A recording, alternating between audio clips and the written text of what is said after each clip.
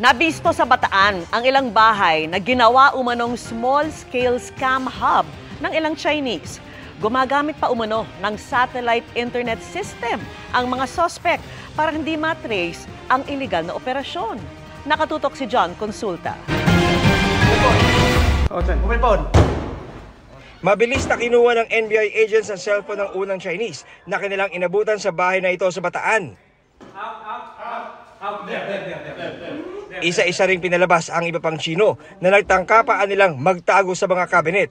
Sa loob ng bahay ng mga suspect, inabutan ng mga computer at gadgets ng mga dayuhan. May satellite internet system din ang grupo para di na gumamit ng local telco at makaiwas sa trace sa kanilang operasyon. Ayon sa NBI, galing sa mas malaking pogo ang mga ito na naghiwa-hiwalay para sa pagpapatuloy ng kanilang operasyon. Yung kaso nila Alice Guo at saka yung mga sa Porac na na-dismantle ng Paoxi. Nung dinismantle nila yan, marami dyan sa mga nandiyan na nakatakas din eh. May mga nakatakas. Nung tumakas sila, hindi na sila nag-amo. Sila na lang ang nag-create ng grupo-grupo nila. Yung mga cellphones na gamit nila doon, nakatakip ang mga camera para hindi makita yung kausap nila. Sa itinayong small-scale scam hub, ginagawa rin nilang love scam, investment scam at iba't ibang klase ng panloloko. Sa kabuuan, 10 Chino ang naaresto sa 3 bahay na sinalakay sa raid. Nagkamali yata sila nun kasi yung may-ari nung inuupahan nila, yung anak dating NBI agent. Ang asset natin dyan, Chinese din, na ayaw na merong ganyan. Maharap sa Anti-Financial Account Scamming Act ang mga naarestong Chino na wala pang pahayag. Para sa GMA Integrated News, John Consulta, nakatutok 24 oras. Taong 2016, nang personal kong nakilala sa Cancer Champions Project ng GMA Kapuso Foundation, ang nooy 2 taong gulang lang na si Loan. Sa kanyang murang edad, nakikipaglaban na siya sa pambihirang sakit na kung tawagin ay Langerhans cell histiocytosis. Sa kabila ng matinding pagsubok, buong tapang siyang sumailalim sa gamutan at chemotherapy. Makalipas ang 9 na taon, kamustahin natin siya ngayon. Sa sigla ng kanyang mga indak, hindi mababakas ang pagsubok na pinagdadaanan ng 11 taong gulang na si Loan. Malayo na siya sa nakilala ko noong 2016 na payat at malaki ang tiyan. Epekto yan ng Langerhans cell histiocytosis na dumapo sa kanya noong edad 2 pa lang.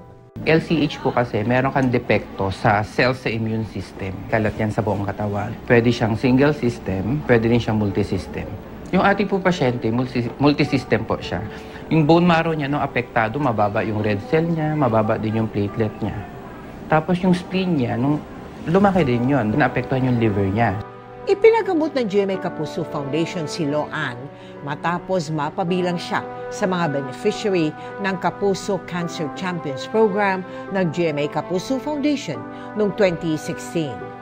Makalipas ang halos 1 dekada, atin siyang binisita sa kanilang tirahan sa Pangasinan. Malusog at masigla na ngayon si Loan. Masipag ring mag-aaral at pangarap niyang maging doktor. Sir, pa matulungan mga bata may sakit. Binigyan na rin natin siya ng mga vitamins, grocery packs at bigas. Maraming salamat po sa GMA dahil sa inyo napagamot namin siya na walang binayaran. Maraming salamat po sa GMA Puso. Magaling na po ako. Maraming salamat po kay Tita Mel dahil natulungan niya ako. Mag-aaral po ako mabuti. Walang anuman, Loan. Masaya ko na makita kang magaling na at sana matupad mo ang iyong mga pangarap. Sa mga nais sumuporta sa aming Kapuso Cancer Champions Program, maaari po kayong magpadala sa Cebuana Relier, pwede ring online via GCash, Shopee, Lazada at Globe Rewards.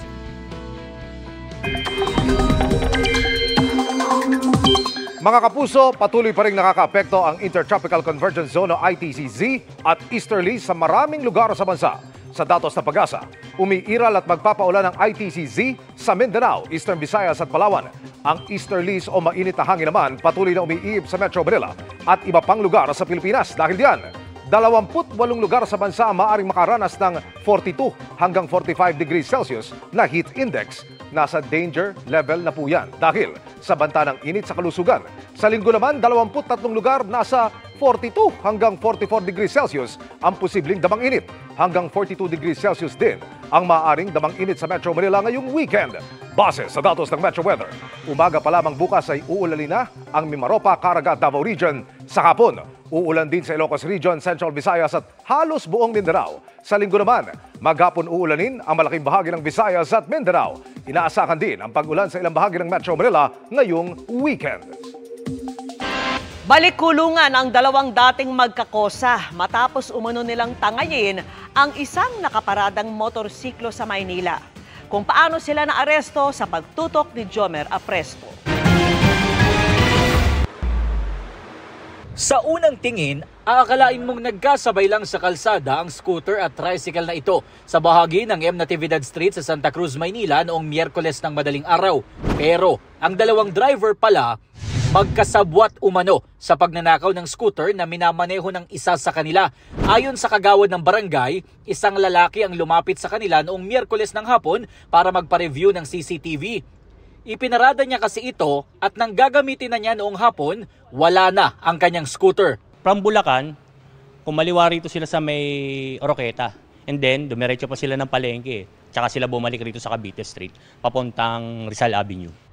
Ayon sa pulisya, lula ng isang tricycle ang dalawang sospek na nagpaikot-ikot sa bahagi ng Blumentritt hanggang sa natsyempohan nila ang motor ng biktima na may nakakabit pang susi. Nag-backtracking po yung mga nag-responde nating pulisya ng Blumentritt PCP. Doon nga nila nakita yung tricycle na involved. Agad na itinuro ng tricycle driver ang karelyebo niya na nooy may dala ng tricycle.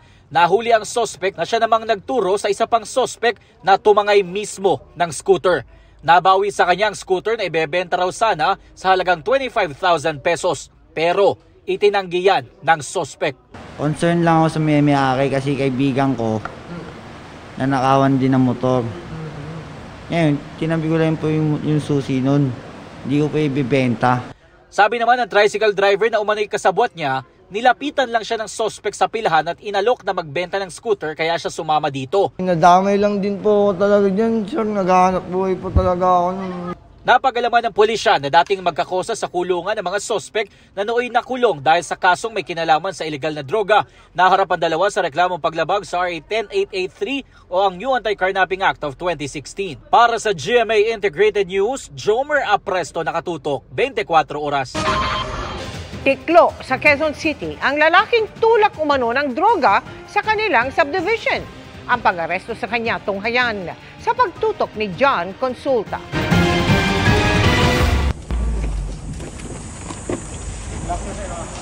Pagdating sa target area, agad pinasok ng NBI Dangerous Drugs Division ang bahay na ito sa isang subdivision sa Quezon City. Daang-daang pumasok sa sala at kusina ang reading team. Nang makaakyat sa second floor,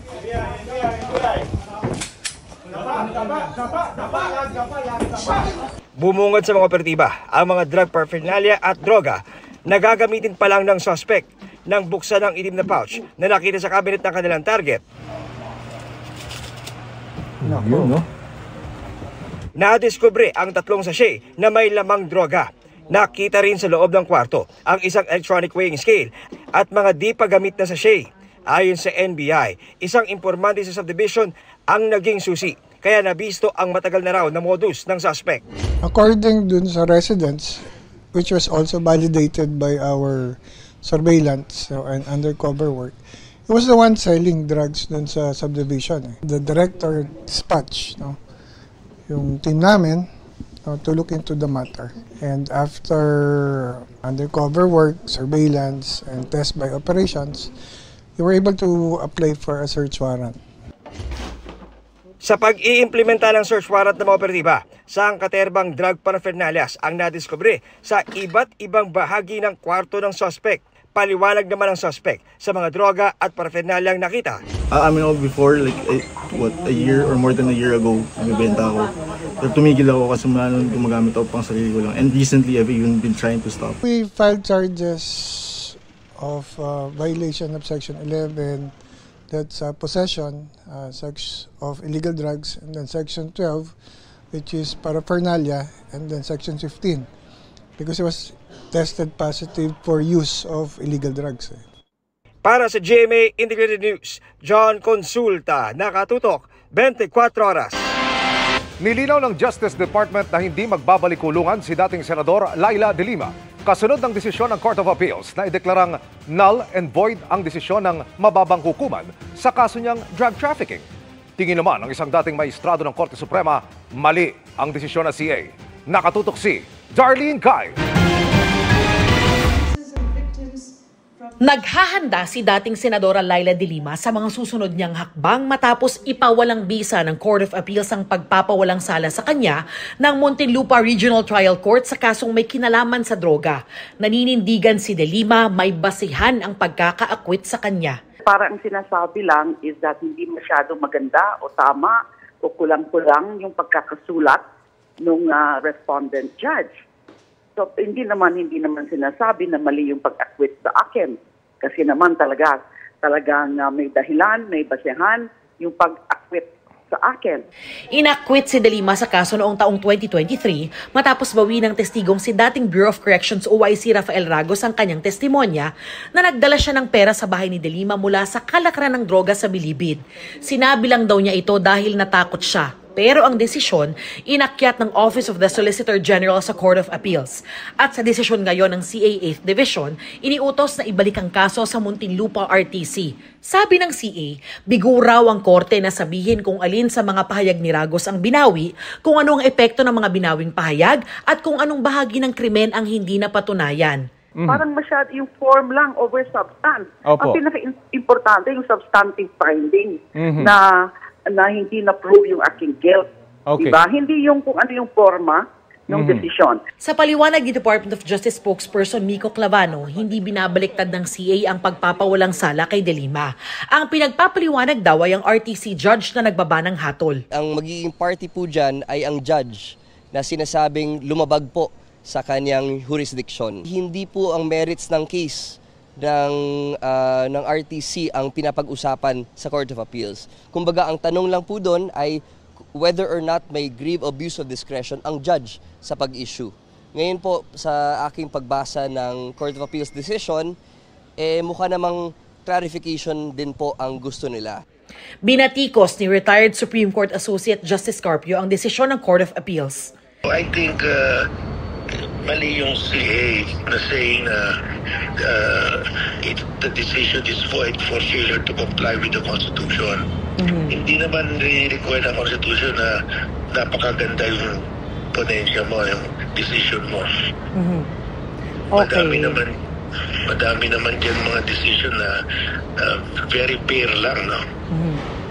As long as you state the facts and the law, pwede na yun. Sa isang mensahe, sinabi ni Solicitor General Minardo Guevara na kung ibabalik ang kaso sa RTC, ang mga prosecutor ng Department of Justice ang haharap dito. Pero kung umabot daw sa Korte Suprema ang usapin, patuloy na magsisilbi ang kanyang tanggapan bilang kinatawan ng taong bayan. Sa ngayon, inaasahang kasama si De Lima sa maipoproklama bilang party list representative, gayong siya ang #1 nominee ng ML party list. Ayon kay COMELEC Chairperson George Garcia, walang dahilan para suspendihin ang kanyang proklamasyon. Hindi naman po final conviction yon ng Court of Appeals. Wala naman pong pending case din sa amin. Para sa GMA Integrated News, Darlene Kai, nakatutok 24 oras.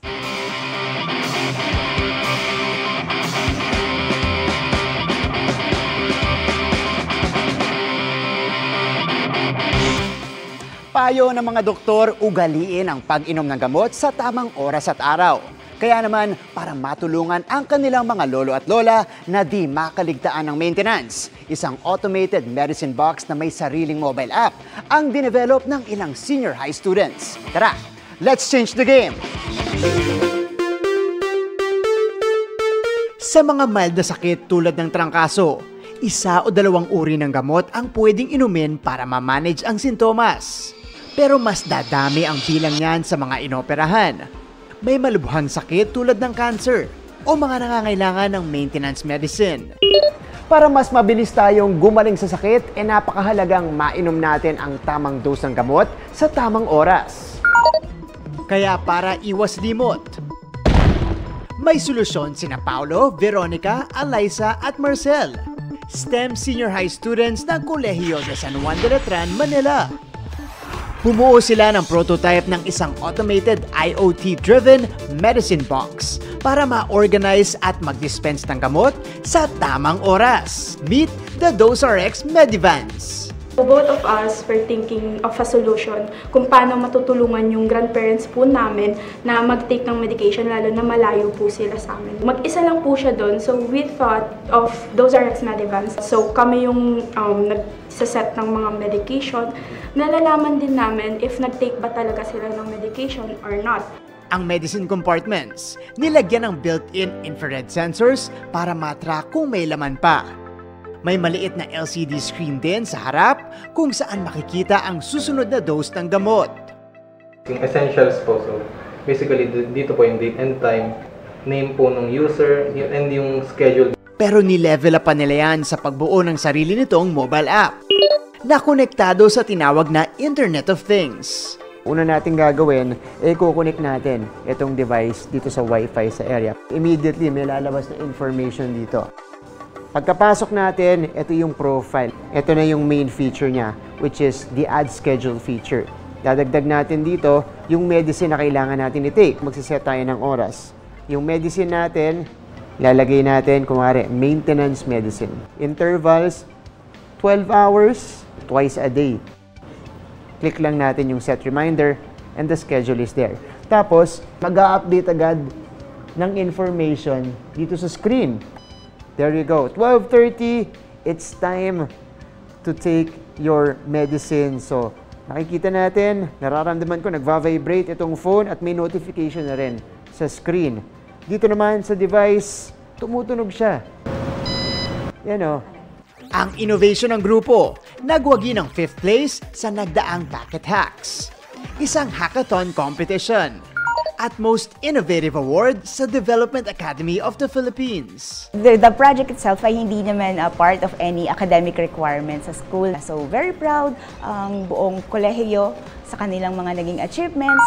There you have it mga kapuso, an innovation na makakatulong sa ating mga healthcare providers at mga pasyente. One dose at a time. Para sa GMA Integrated News, ako si Martin Javier, changing the game! Humanda ng humugot dahil bukas mapapasabak sa heartbreak ang mga love team sa Kapuso youth-oriented show na Maka. Napasabak nga sa matinding drama sina Marco Massa at Ashley Sarmiento. Pero meron pa ring reason to celebrate ang cast. Makichika kay Aubrey Carampel. Bago mo pa ako pandirihan at isumpa. Buti pa, Ash, maghiwalay na tayo. Isang heartbreaking episode ang mapapanood ngayong Sabado sa Kapuso youth-oriented show na Maka. Sina Marco Massa at Ashley Sarmiento na pasabak sa matinding drama dahil mukhang heading for Splitsville ang mga karakter nila. Damay ko siya sa mga problema ko. So sana abangan nyo. I-ready nyo na po yung mga tissue nyo dahil maluluha talaga kayo. Ang dami na po kasi naming nagawang eksena pero itong episode ni Marco sa Maka, iba yung na-showcase niya na acting skills.